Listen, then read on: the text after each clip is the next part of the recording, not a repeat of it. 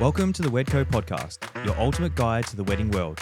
Whether you're a bride, groom, or wedding vendor, this is the place to be. Join us as we dive into real stories, expert advice, and behind-the-scenes insights to help you plan the perfect day. So grab a seat and let's celebrate love, connection, and creativity together. Before we get into this episode, I'd love to ask you a super quick and easy favor. If you're enjoying the Wedco podcast, please hit that follow button on Apple, Spotify, or YouTube. It might seem small, but it makes a huge difference in helping the podcast grow and means I can keep bringing on amazing vendors to share their insights with you. Thank you so much for your support. It truly means the world. Hello and welcome to the Wedco podcast. I'm Toga, and today we have Chloe by Your Day by Chloe on the couch with us, or on the seats, I should say. Thank you so much for coming on. Thanks for having me. You've been a very highly requested guest. Whenever I put a shout out of like, who should I have on the podcast, you're definitely up the top there most of the times. Wow, that is so nice to hear. People love to hear me yap, apparently. Yeah. And then even looking at your website, it was like you're kind of listing all your service and it's like, and a new best friend. So I think maybe that just ties into your service there. Yeah, we're going to be best friends after this. Love it. Usually where I kind of start off with, I guess, is a bit of more of like a backstory of, I guess, you know, how you got into the industry, how long you've been in it for, and I guess a general like what you do within the industry. Yes. Okay. Well, I am a wedding planner and I've been in weddings I was doing the math on the way over here, and it's been 9 years since now. you were 15. 19. Yeah, I was 19, so you do the math on that.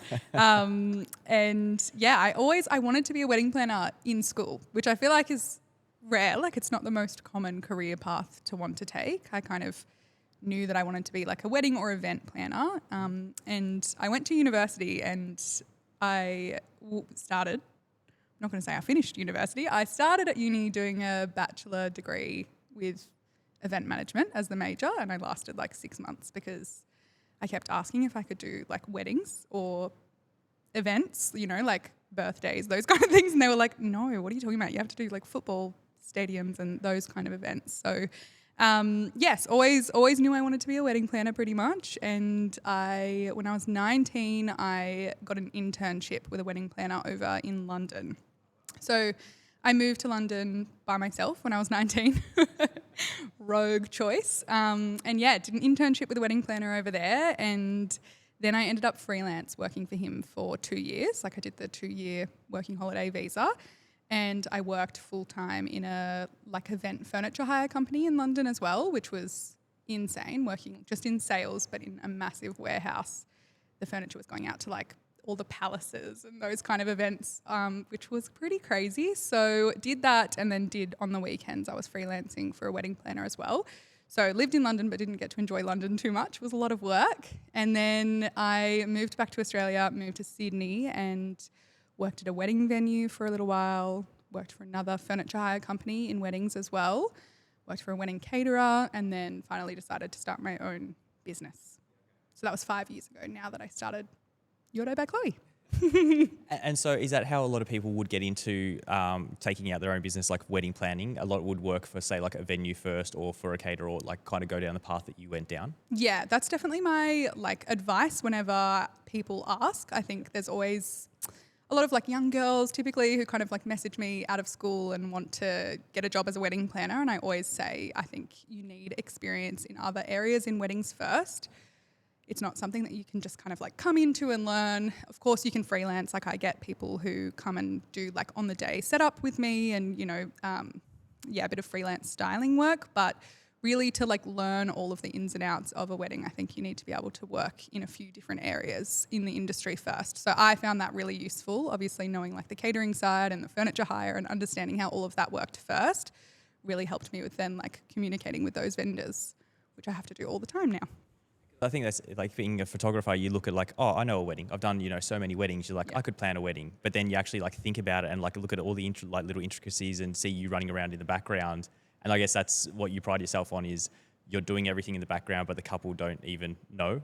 Yes. As well. Yeah. I think I also read like Chloe allowed us to be like feel like a guest at our own wedding. Yeah. Like that's pretty epic. Yeah, that's like my little line that I have. It's on my website, and I often say that to couples when I first speak to them as well, because that's exactly how it should feel. Like you're putting so much money and time and energy and effort into planning this amazing event, and you're paying so much money for all the food and the drinks and the entertainment. Like you want to be able to enjoy it all, not just be worrying about how it's going to all come together on the day. So ideally my couples just get to like fully experience it, feel like they're a guest, and I'm the one running around like a crazy person on the day for them.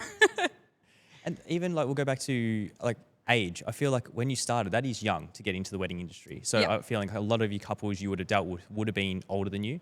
I started when I was 23, and I definitely I felt young and I felt out of place. You know, I'd be shooting a 30-year-old wedding, and like they're hiring a kid to do their wedding. Yeah.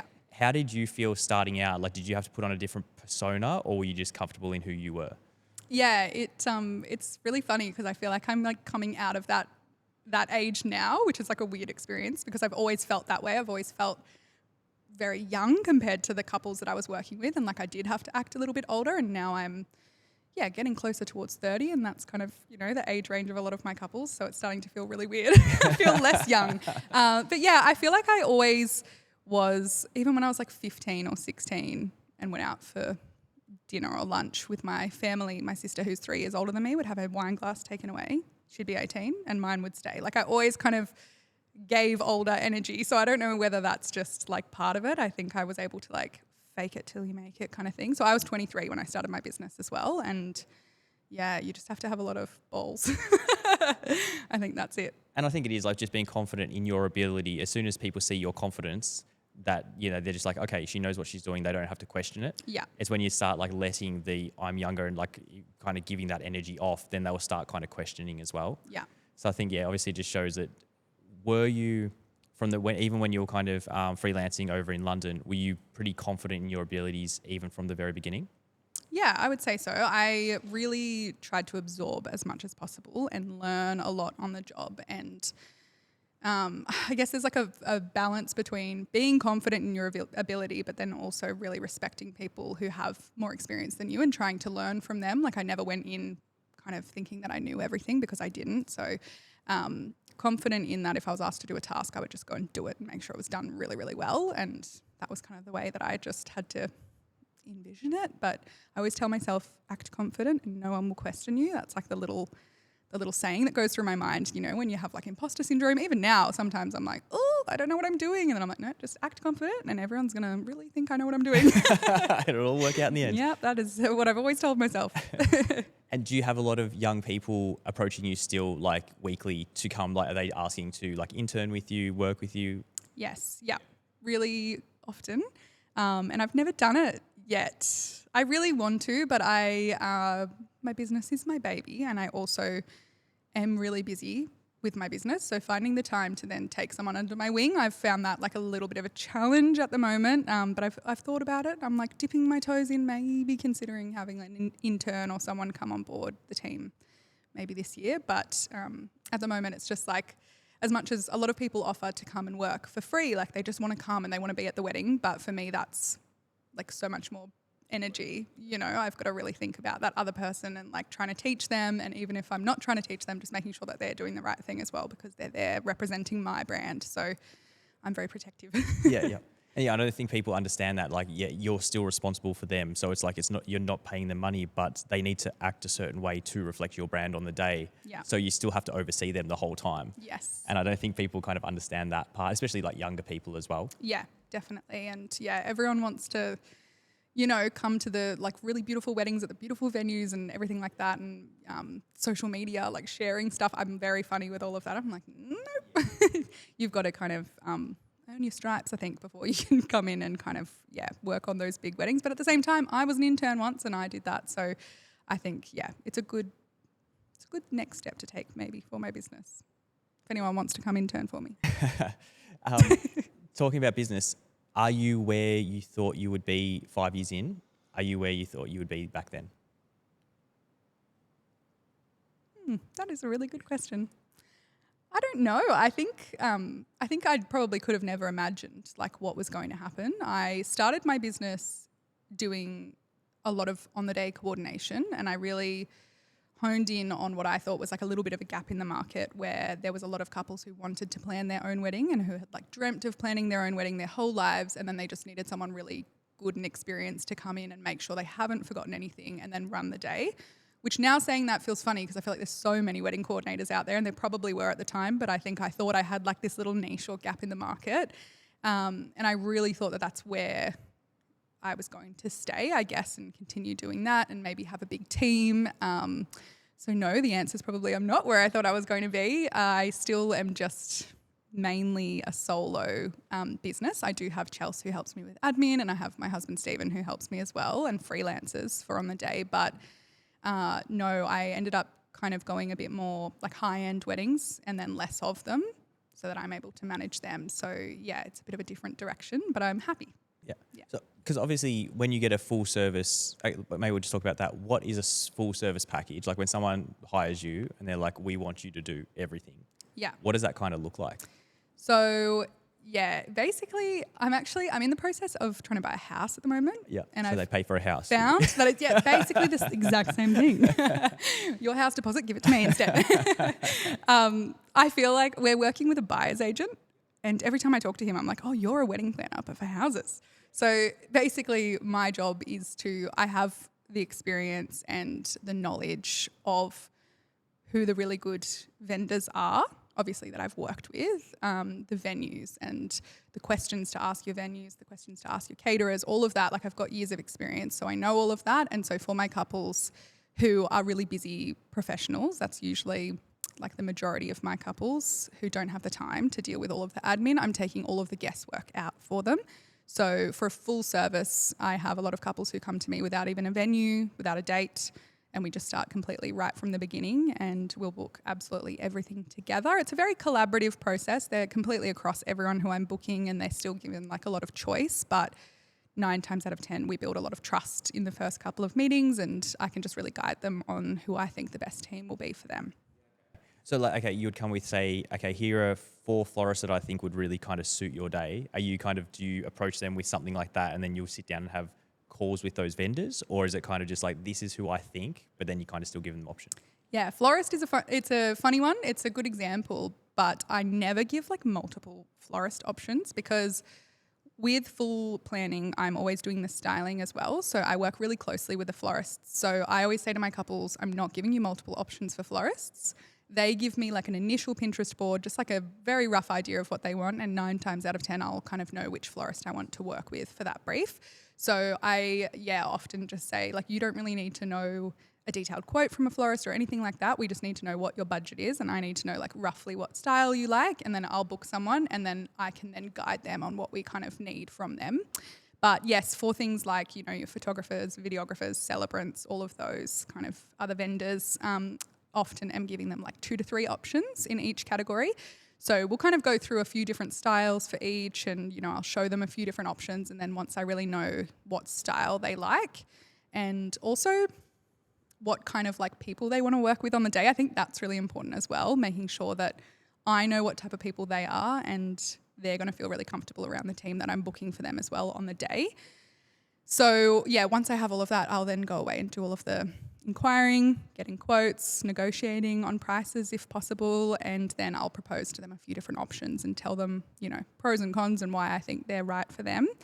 But occasionally it'll come up where I'm like, no, this is the person for you. You've got to trust me. You're going to love them. And yeah, again, 9 times out of 10, the couples that I work with trust me, so they'll go with that person. And I'm assuming like a lot of the vendors, if you reach out to them, there's going to be a benefit for your couples. Like if Chloe's coming to them like, hey, I've got this awesome wedding, I think you'd be great for it.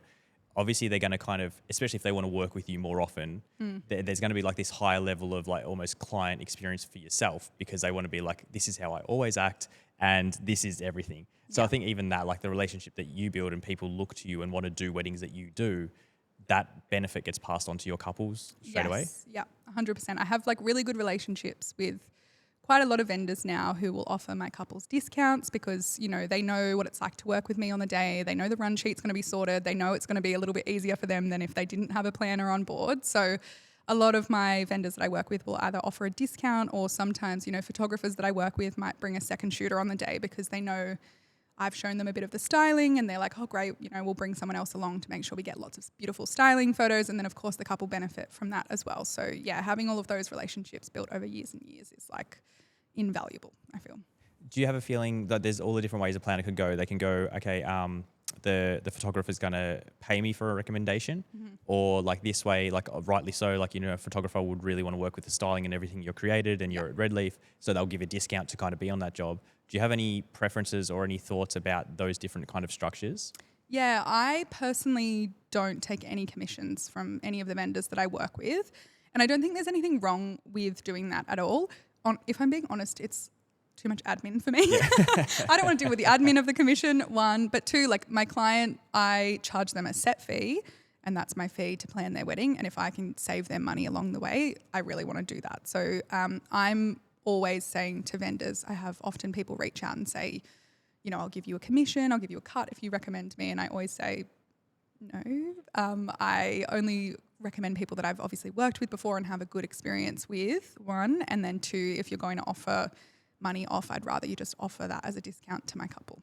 Yeah. That's so good, like having that set fee, because then the couple can't be like, well, you know, you're going with the florist, it's $50,000 compared to $40,000, and like being like, oh, is she really after our best interests here? Yeah. And then even like forward planning for yourself, you know, okay, I need to book 20 weddings because it's a set fee of this, but then you know exactly what you're getting for that as well. Yes. And you can kind of really set yourself up. Exactly. Yeah, because I feel like that's the hardest part about being in the wedding industry, is it's so ebbs and flows that no one really knows their ideal numbers, or like how, like, so everyone's like, yeah, I'll take the booking. And then you're like, I'm way too busy. And then it's like, I'm quiet the next month because I was so busy back here. Yeah. So I think like that stability you're creating is great. Yeah, that's a very tricky little balancing act that we all have to do. But yeah, this year is the first year I have really cut back on the number of weddings that I'm doing, and I feel very comfortable and confident. They're all like, you know, either partial or full scale planning, so a lot bigger jobs than I was doing previously, and I've got half the amount of weddings this year that I did last year, which is exactly what I wanted. It feels really weird. It's like a little teething moment where I thought because I was doing half the number of weddings, I'd have half the number of work. Not how it works. No, bigger services require more work. But yeah, it's an interesting little balancing act. But yeah, I just think that having the set fee, and it's just another way to like build trust with my couples as well. And I always tell them about that, because I think they might not assume that planners making commissions, but if they do, like I just want to be upfront with them right at the beginning and say, like, I'm not making any money off these recommendations, because for me that feels like a little bit icky. Like I don't want to recommend a vendor just because I'm making money off them. I only want to recommend them because I really genuinely think they're really good. And then I'm bit shameless in asking for discounts. All my vendor friends will know, but I'm like, you know, if I can do that for my couples, I will, because it's also not only saving them money, but it gives me more budget to work with for their styling, which is, you know, like if I can kind of finesse everything down and then put more money into the styling, it benefits all of the team because it makes it more beautiful and everyone's happy. Okay, so a vendor hasn't worked with you before. How should they approach you? They really want to work with you, obviously. Yeah, that is a very good question. I think probably meeting in person is really important. Like when I meet people at, you know, industry events, I think it's really important, vendors who are starting out as well, who, you know, of course they're reaching out to planners and they're putting their name out there. I do recommend doing that because sometimes, you know, right place at the right time. If I'm looking for a certain vendor and they pop into my inbox, great. A lot of the time I find it hard to get back to everyone, so I feel bad. I'm like, I can't always reply, but, you know, reaching out to people is great. But I think attending as many like industry networking events as possible and trying to like socialize with other people in the industry is the best way, because once you build a relationship and get to know someone a bit more, it's easier to recommend them without having worked with them at a wedding. But yeah, offering a bit of a discount is also good, because if I have a couple who, you know, need a photographer who's going to be much less than the other people that I recommend, that might work out in our favor for that time. But I really do try and keep the people who I recommend to the people who I've worked with before. So often that means the couple have come to me with someone already booked, which happens sometimes as well. Sometimes people come to me and they've booked the whole team and I've had no say over the team, and that's fine. I manage all of that. But then I might work with a new photographer and be like, oh, you're great. I'm going to add you to, you know, the list of people who I recommend. So it's a bit of timing and chance and schmoozing. That's even hard though at the industry events, because I feel like everyone feels the same way. They kind of go there and they feel like a little bit gross going there just to network. Yeah. Like it's when you can kind of shift that mindset, like, I'm just going to hang out with some friends who also work in weddings. Yeah. it opens it up a lot more. But I mean, I've been doing this 13 years, and it's only been the last 2 years that I'm really focused on like, no, go to all the events. Yeah. You know, don't make excuses and stay at home because of X, Y, Z. And the more comfortable you get with it, you realize like everyone feels the same way. Yeah. Like we're all working together. Like, yeah, you don't want to like small talk and like, hey, like, Yes. Yeah, I know. It's hard. It's awkward. But yeah, you have to push yourself out of your comfort zone. And that's the only way, I guess, to meet new people and make these connections. It doesn't have to be, like speed dating for vendors. You don't have to talk all about work, but it's literally just making connections with people. When I first started, I was a serial pest. Like I was DMing people all the time. I would just like go on and search wedding photographer and then just DM every single person in there, which now if I get DMs, I'm like, but you know, like I respect the hustle. I'm like, I did that too, you know, and it works sometimes, you know, you get the right person at the right time and they're like, hey, actually, yeah, I will recommend you to this couple who's looking for a planner. So definitely worked in my favor, but it's a lot of like time and it's a bit tedious at the beginning, but yeah. Can you talk us through, was there like one significant like tipping point in your business that's kind of elevated you to where you were now? Or was it kind of like a slow burn the whole time? There was one wedding that I think changed a lot for me, and it was my second ever wedding at Redleaf. I work at Redleaf in Wollongby quite often now. It's so beautiful. It's one of the most beautiful venues in New South Wales, and I'm lucky that I get to work there all the time. But the reason why I kind of built a really good relationship with that venue and got on their recommended list and everything was all down to this one wedding. It was my second wedding I ever booked there, and I was booked for on-the-day coordination. And I was meant to leave at like 7 p.m, but there was a natural disaster. It was floody. It was flood. The town near Redleaf flooded, which was like the first time since the 70s. And the other side, like there's two ways to get in and out, and the other side had a landslide. Like one side flooded, the other side was a landslide. So we literally got stuck on the property with over 80 guests. The venue sleeps 12, so, you know, you do the math. Where were we going to put everyone? And, you know, like I said, I was meant to leave at 7 p.m. I ended up being there until I think we left at like 4 a.m. the next day. We worked with the SES all night, evacuating all of the guests off the property. There was like fire trucks coming in and getting people out. It was absolute chaos. But ever since then, like that couple, there was like the biggest post about me in like the Wed Chat Facebook group, I remember, and like photos of me with the SES and with the bride and groom like in their outfits, and they did like a massive shout out, and then Redleaf like put me on their recommended list, and we just built a really strong relationship from that. We were there at Redleaf the next day helping with the cleanup and everything. So, I mean, that's very, it's not a suggestion to people. Hey, you want to grow your business? Yes, go work in a natural disaster. But I feel like it was a bit of chance that obviously, you know, when things like that happen, I guess the lesson there for me was like, you know, when things go wrong, just stepping up. And like I really stood up and was like, I need to fix this tonight. Like there was vendors, people couldn't get there, the DJ couldn't get there, the catering team, there was only half of them there, and we just like made it work. We had to continue a wedding in the middle of a natural disaster because we're like, what else were we going to do? So I just really learned from them. I'm like, then, you know, it doesn't matter what you're being paid to do. You just have to step up sometimes and just like give it your all, and it's going to pay off, because that definitely paid off for me. But even like in the time, it's not like you're thinking, if I do really good here, Redleaf will recommend me. No. It's like, no, literally like, oh, the couple needs this, and you're just kind of working to make it work. Yeah, which is just like, yeah, as soon as I'm at a wedding, I don't care what my job role is. Like I'm going to do everything I can to make sure that the couple have the best experience and that the vendors have the best experience. Like I really want everyone who's there to have the best experience possible, and some weddings will feel easier for me than others, and that is okay. And, you know, it all kind of pays off in the end. And yeah, from there I ended up, getting recommended a lot, and, you know, it all just like built such strong relationships with the other vendors who were on site as well. And I think that kind of changed things a little bit for me, for sure. And like, did you then, like, were you prior? Because I mean, to even book a wedding at Redleaf, you're doing really well regardless. Like if people are wanting to book you for that venue, you're already doing great. Was that through kind of magazines and directories and stuff? Like was there a purposeful effort to kind of book weddings, you know, in similar venues? I don't think I was ever a part of any like magazines or directories. I paid for like Facebook ads. That was when I first started. I put a lot of money, it was a lot of money at the time, into ads every month. to really push that. And then also just making sure I got really good reviews. That was like a very important thing. I was getting a lot of referrals, a lot of word of mouth. That was really important to me. So just like really pushing for reviews. When I first started my business, I did like a dodgy, which I'm so comfortable saying now, because you have to fake it till you make it. I feel like if there's people listening who are trying to start their business and they're like, I've literally never shot a wedding or I've never planned a wedding, how am I supposed to look like I've done this before and like get people to trust me?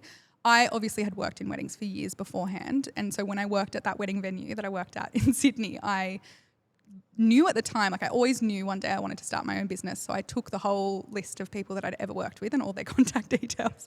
Is that illegal? I don't know. Took all their contact details, and then when I left, I emailed all of those couples and said, remember me? Like I coordinated your wedding through this venue, but I'm starting my own business. Can you leave me a Google review? Like, do you have any photos that I could share on my Instagram? And yeah, there was a lot of like beautiful, supportive couples who really wanted to see me like thrive. So that was really nice as well. So I then used all of that to kind of make it look like I'd done this for a while. I love that. That's awesome. Hustling. Yeah, I definitely, 23-year-old me was a little hustler. And then talk about like your weddings, because you kind of go down like the more like the party, the atmosphere, the event kind of thing. Like you're kind of creating this big party essentially. Do you create weddings that you would want for your own wedding? Yeah, my wedding was probably a bit different to the weddings I plan. Because I'm in the industry, like the weddings that I plan are all like, not all, but a lot of them want like a European style outdoor kind of wedding. And to me, personal worst nightmare. I don't want to be outside. I don't want to touch grass. I just want to be like in a city, concrete, nice shoes, don't want to ruin them. Like that is my vibe. And yeah, 9 times out of 10, my couples are the opposite to me. So like yes and no, but for me, the most important thing is like the guest experience, and the guests include the couple. Like whenever I'm talking about guest experience, I'm not saying like, let's prioritize all your guests and forget about you. It's like you're a guest too, but the most important thing is creating a really fun event that everyone's going to go to and have a good time. Like that is all that actually matters at the end of the day. People are well fed, they have good entertainment, and they're comfortable. They're like the most important things, I think. So yeah, I'm very big on, I always say zones, like that's what I call them. I call like your pre-ceremony, your post-ceremony, your reception, your dance floor. There's like 5 different zones basically, depending on the venue and where we're working, but trying to kind of like hone in on like how do we want those parts of the day to feel, and yeah, what do we want your guests to kind of like feel when they arrive, and how can we kind of achieve that? So coming from that perspective rather than all about like aesthetics, I think maybe is a little bit of a point of difference. Like for me, I'm a wedding stylist, but like the styling is the lowest priority to me personally when I'm planning a wedding. I think there's like a lot more important things. So I'd assume like most of your couples would have a healthy budget, I'll call it.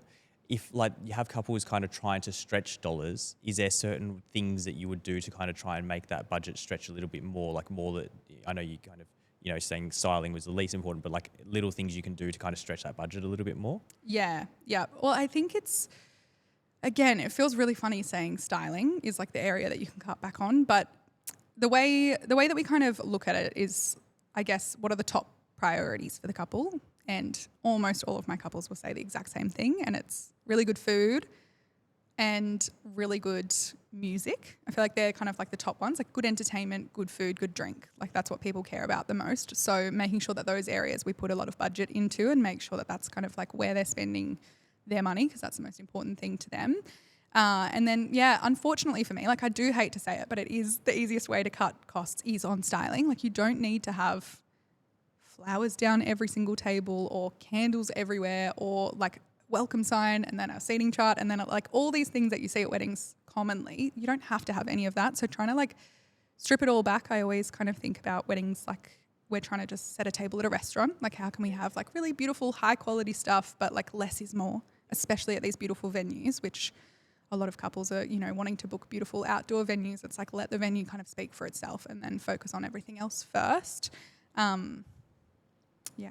That is crazy to think about, because like when you think about a wedding, well, when I think about a wedding, I'm not a planner. It's like all you think about is like the flowers. You think about the styling. Like that is such a big thing. Like the aesthetics is, I feel like if they didn't have a planner, that would be where most people would kind of spend the money to make it a good wedding. Yeah.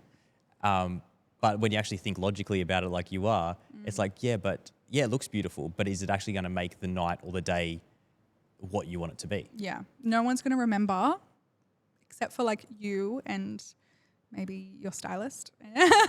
The photos will look really good, but like the guests, no one remembers how the tables looked they'll remember if it's beautiful, they'll remember if it's terrible, but they're not going to remember if everything else was amazing. They're like, oh, they had the best DJ and like the food was amazing. Like people remember those things a lot more.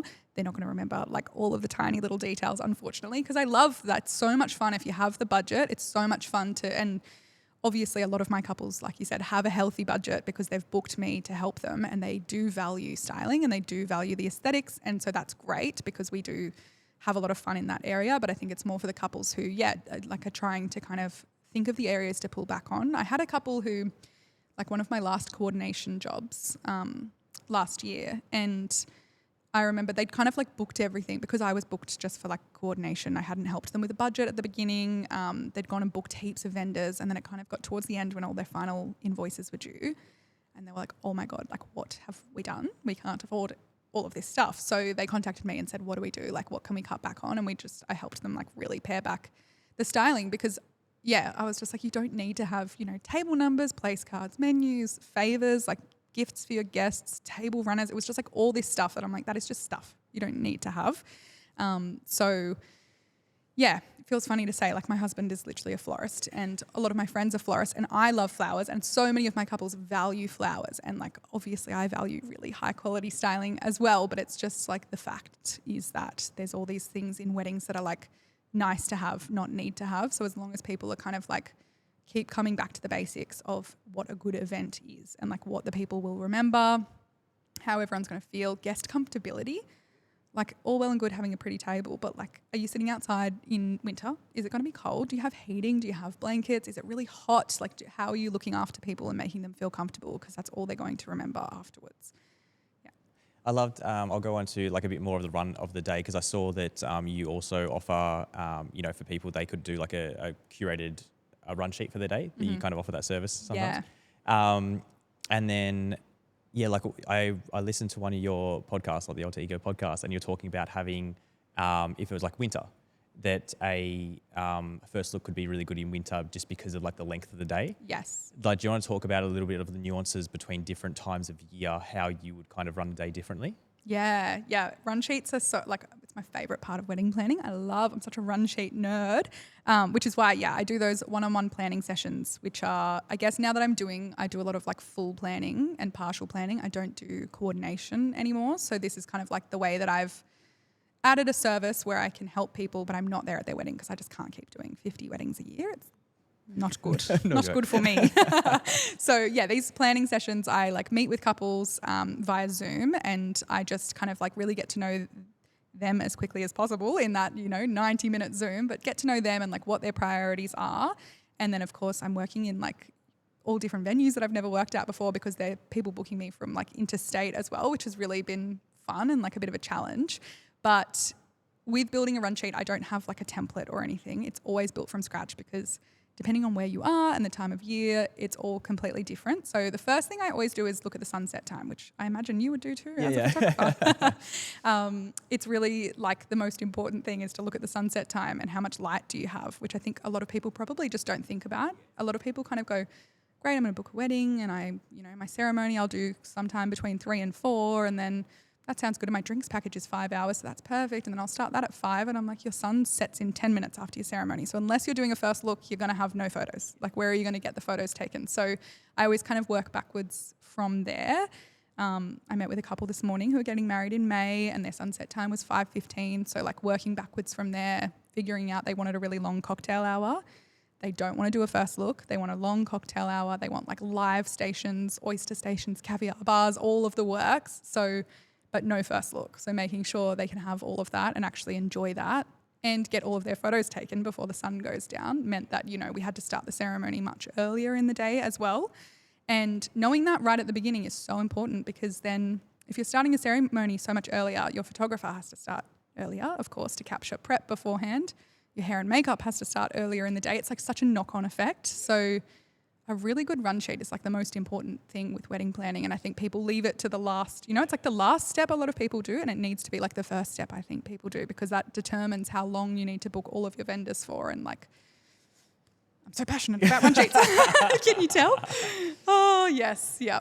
I can't even remember what the question was now. Well, it's like the same thing. Like I'll have a Zoom call with our couples 3 months out, and same thing. It's they kind of work out the run sheet with the venue, and the venue kind of work it out with the caterers. And they're like, caterers like, well, we want to drop food at 6:30, and so they kind of just work back, and that's what it is. And if you get in too late, like you said, like all that's already in place.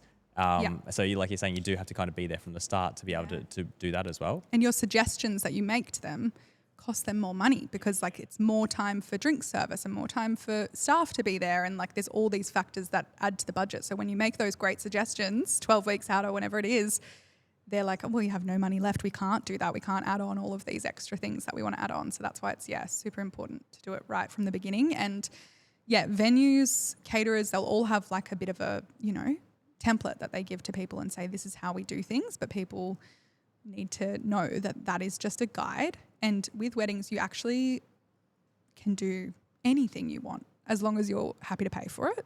And I feel like I'm constantly reminding people of that, because their venue will say, your ceremony's at 4. And I'll say to them, no, you can have your ceremony at any time. Even if it's like say the only case where you have to start at set times is usually when it's like a public venue that might be open for lunch beforehand, like a restaurant. But everyone has a price. So if you're willing to pay a little bit more to close them for lunch, you can start your ceremony earlier. So giving people that understanding as well, and saying like, talk to your vendors. They have these set kind of ways of doing things because they're just used to doing it that way, but you are able to think outside the box, and it often comes with a little bit of a price tag to change things, but it is an option as well. And I think when I tell people that, they're always like, whoa, what? Mind blown. Yeah. Fully. Yeah. Going back to the service, you're talking on Zoom. Do a lot of people then book you for full planning services because you're like, hey, this is everything I can do for the day, and then it's a bit overwhelming and they're like, oh, we do actually need your help? I have had a couple that have done that. Yeah. A lot of the time I won't be available. It might be, I think a lot of people book those sessions a little bit closer to the day, which I find, it's good to talk about here. And like, I probably need to explain it a little bit more, that I think it's probably a good service from the beginning. But often it's, a little bit in the like closer lead up. So I'm usually not available to then jump on board, or they've already booked quite a few things. So definitely want to do a few more sessions with people who are new to planning. Because I think even like budgeting, just helping with budgeting and like the non-negotiables and these like rough timings right from the beginning, and then convincing them to book me to plan their wedding, that would be great. That's really good to know. Like when you book your venue, like say, they haven't hired you yet. When you book your venue, that is then the ideal time to work out your run sheet. Yes. Before you get a photographer, before you get caterers, before you get anything, because then if you've worked out that run sheet and we know, okay, you have to have that ceremony at 1, so the photographer has to start at 9 o'clock. Yeah. And you need the photographer for 10 hours, not 8 hours, they're going to quote you for that. Yes. Whereas down the track, they're going to be like, well, I'm there 8 hours, I can, but it's 2 hours more, I'll charge you for this. 100%. Yeah. I think no one that I would know to do that. Yes. Yeah. Exactly. That happens with so many couples. They're booking, like an 8-hour package. They're like, oh, I'll just book that. And if we have to add on time later, we'll do that. But then when it gets to the time where they have to actually figure out the run sheet with a photographer, they're like, oh, that $500 extra is actually like, we don't really have that left, in the budget. So very important to do that right from the very beginning. The couple that I met with this morning, they have their venue booked, and where I'm on board for full planning. And I just said to them, like, before we do anything else, before we even talk about the rest of your vendors, we need to sit down and like really put together the budget and make sure that you're really comfortable with how much you kind of have to spend in all of those areas. And then also the timelines. That's the couple I was talking about just before. So now we know that they need that extra long cocktail hour. Then I know I can tell all of the hair and makeup artists, the photographers, the videographers right from the very beginning that they're going to have to start a bit earlier. It's going to be an earlier wedding. And then the discounts you need to get for the couple. Throw in that extra hour free, please, if you're listening. I might go on to trends a little bit, because I'm definitely not the trends person. Coming and starting in London, coming back to Australia, like you're in Sydney, you're in Newcastle now. Is there parts of the world where you see trends starting and then trickling down to other countries? Is Australia leading the way? Is it Europe, like America? That is a very good question. I think our wedding industry is pretty elite. Like, we do some good weddings here. We have some good venues. I definitely think we're behind the times in like fashion, maybe. So a lot of like fashion trends will come through in the UK and the US before Australia, and then it kind of trickles down here, which influences weddings a lot as well, I think. But honestly, we have so many incredible creative people in Australia who are just like leading the way and coming up with amazing new ideas all the time. And I think a lot of the directories are really getting like, I don't know if they've always been really good or if I'm just paying more attention, really good at, you know, showing a lot of like international weddings and international wedding trends as well, which is really inspiring a lot of couples. A lot of couples are like following, you know, like the wed and the bridal journey and all of those pages and getting heaps of inspo from there. And a lot of them are like celebrity weddings. And I'm like, we're going to have to be real about the budget. I wish that like every wedding that you see, all these amazing celebrity weddings, just like had a disclaimer of how much it costs. At the bottom, exactly. Yeah. Every It's Pinterest post. By the way, this was like a $900,000 wedding, or this wedding was completely free of charge because they are a celebrity. So yes, I wish they came with those disclaimers because it gets people's like expectations for weddings become a little bit like crazy. I think if you're following the trends and like the big celebrity or influencer weddings, which a lot of people do, a lot of people are then like set up for like not failure, sadness. Sadness, yes, despair when they cannot have that for their wedding. So I think it's important to like, I'm always kind of reminding my couples to come back to like what's really important and like what is important to them rather than like what's a trend that we need to. I never like to just throw a trend in just for any reason. Obviously there's some things that are just pretty. Draping, for example, is beautiful, but like we're obviously going to use that in a way that like for a space that needs to be like covered or it needs it for some other reason. But personalizing your wedding to you is like the best trend ever. And really thinking about like question I always ask my couples is, you know, what do you do when people come over for dinner? Like what's your go-to dish? Or like what kind of music do you put on? Or like what do people know you for? Like what's your go-to drink order? I love to kind of really get people to think about that because that's essentially what it is. Like your wedding, you're able to force all of the people that you love, all the people you love to like enjoy the things that you love. So, you know, if that's your favorite food and you think it's not like a big crowd pleaser, who cares? It's your wedding, you know, as long as the two of you love it, like force everyone to enjoy all the food and all the drinks and everything that you love, and people will then really know that it's about the two of you and be like, oh, that's so them. That's, what you want people to say, I think, on the day. I love when people say, that's so them. So them. Yes. Obviously, entertainment is a big part of weddings at the moment. Are you kind of introducing ideas? I saw like Red Leaf, our caterers, I forget the name off the top of my head. Peppies. So, like, you know, they're cooking outside, you know, and everything like that. Are you kind of introducing ideas and entertainment to the couples as well? Yeah, definitely. Yeah, I love those kind of, you know, ways of personalizing the day. The couple that I was talking with again this morning, like, you know, really love like the caviar and oyster station. So, you know, that's not a new thing, but talking about like someone standing there and like freshly shucking the oysters and having them displayed in a beautiful way. Like that's so cool because everyone that sees that will be like, oh, you know, the bride loves oysters. So of course she has that at her wedding. I love that. I had a couple, a few weeks ago, the groom like loved custard. And he really made it known. That's a weird thing. I know. It's really like, it's random. But he said that because when we started talking about wedding cakes, I always am like, what's your favorite dessert? Like, what do you like to eat? Because you don't have to have, you know where I'm going with this. You don't have to have like just a wedding, just a wedding cake to have a wedding cake. So he loved custard. And so I was like, what if instead of cutting a cake, you both have like, they had like gravy boats that were like silver gravy boats, and they poured the custard all over the cake. And one of his speeches on the night mentioned his love for custard. Oh, wow. And I was like, this is so perfect. I'm picturing the wedding video already. Yeah, straight More away. Life Films shot it. And I'm like, I just can't wait for that part of the speech where it's like, he loves custard, and then the custard pour happens. Like, what a vibe.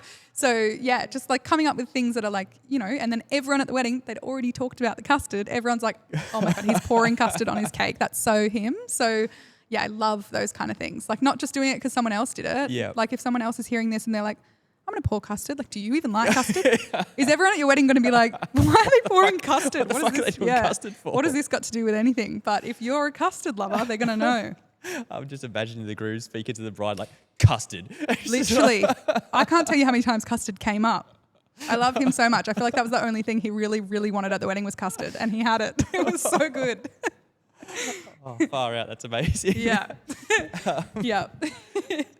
We get, the last thing I kind of wanted to talk about was you deal with a lot of international couples too. Mm-hmm.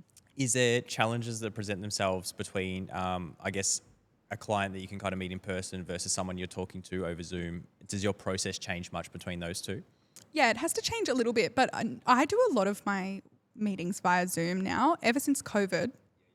I don't know whether I just got really comfortable on Zoom, but I much prefer it. I think because I can sit there and take so many notes and I can kind of be like researching while talking to them, it just feels a lot more comfortable for me to be able to do all the work that I need to do. When I'm in person, I get really like chatty and carried away and just like order another wine. Let's just stay here for hours and chat, whereas I feel like I can be a bit more focused via Zoom.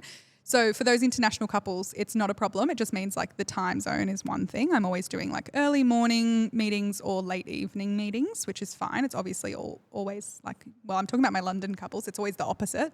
So the couple I met with this morning was 9 a.m. for me, 10 p.m. for them. So by the time we finished, it was like nearly 1 a.m. My meetings always go for very long because I can't stop talking, if you can't tell. But no, the challenges of not being able to see things in person, there's a few things that have to change, just like, are we going to be able to do a site visit? Are we going to be able to do a menu tasting? Wedding dress try-ons, suit try-ons? Are they doing that where they live, or can they do it in Australia? So I'm always, the first question I ask is, do you have any trips back to Australia planned? Because a lot of my international couples, or actually all of them, are Australians who live overseas and they're getting married in Australia. So it's kind of like often they might have another wedding that they're coming back for, or a family event or Christmas or something like that they're already coming back for. So then I'm always, doesn't matter what my normal timeline is, I'm like, okay, well, that's the only time we have, so let's try and like cram in as much wedding stuff as we can while you're here. There are some things, a lot of like site visits I do for my couples, virtually, and just send like via WhatsApp. I'll send them lots of videos. Menu tastings I'm happy to do for them. Wine tastings, very happy to do for them. Often they might have family here as well who can kind of attend a few of those things for them.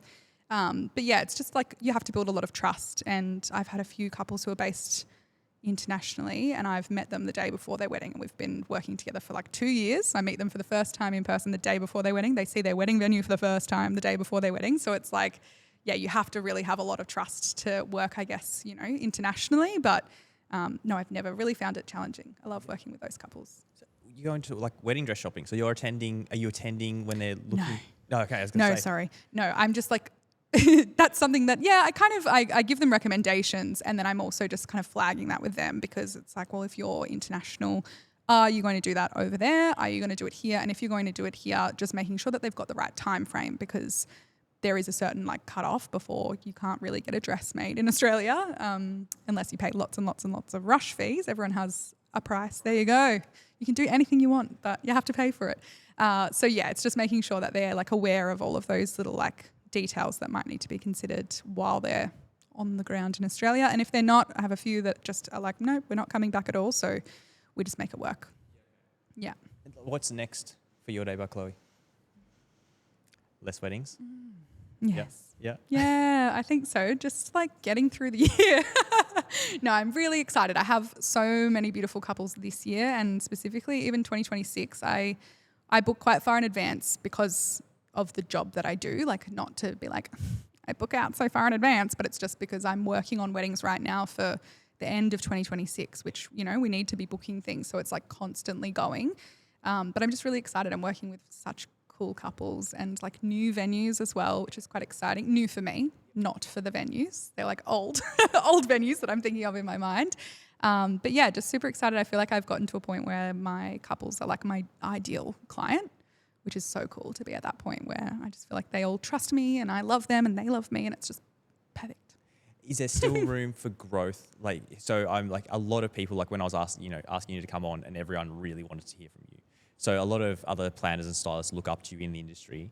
Is there still somewhere more elevated that you want to be than where you are now? Like, I know you've got the ideal clients and everything, but is there space that you still want to grow to another level at all? Yeah, I mean, that's really sweet and like feels unbelievable to me that like people would look up to me. Like that's imposter syndrome for sure. But I think when I started, I always thought that I wanted to go into like education for other planners, because the internship that I did in London with that planner, it started as I paid them, not they paid me. Do you know what I mean? So I paid for like a course, and then I got an internship, and then I got to work freelance. So it was a few steps beforehand, and the course, was super helpful. And then from then I kind of thought that's probably a good thing for me to consider if and when I want to like start a family. And I've really built this business. I might have shot myself in the foot by literally calling it Your Day by Chloe. And like, you're talking to me at the beginning, you're talking to me via email, I'm booking all your vendors, I'm there on the day, I'm there the day before, I'm there the day after. So it's like very hands-on, and I probably won't be able to do that forever. So I guess it's really important for me to start coming up with a plan for that time of my life where I'm like, I don't want to be at weddings, like multiple days a week and doing everything by myself. So either growing a team or potentially, getting into like mentoring and kind of helping other planners as well, because kind of similar to like the Runsheets, I'm really passionate about people having a really well-planned wedding. So the more planners that I can help do that, I feel like that's going to be really rewarding for me as well. What that looks like and when that happens and how that happens, I am not sure yet. But I've had a few people reach out and ask if I do mentoring, and I just haven't quite been brave enough to do it yet. But I think that could be the next step. Even like you're talking about, you weren't sure about getting people on to work with you. Like, I'm sure there would be people that'd be like, yes, I will. Like, I want to come with you over the course of 5 weddings, and I'm happy to pay you $5,000 to come, and you can kind of at least tell that to the couple. But at least you're only going to get people that are really serious about like, I want to start a wedding planning business. Yeah. And then from there, like you can automatically already trust these people because they're putting money into it. They want to come and study underneath you.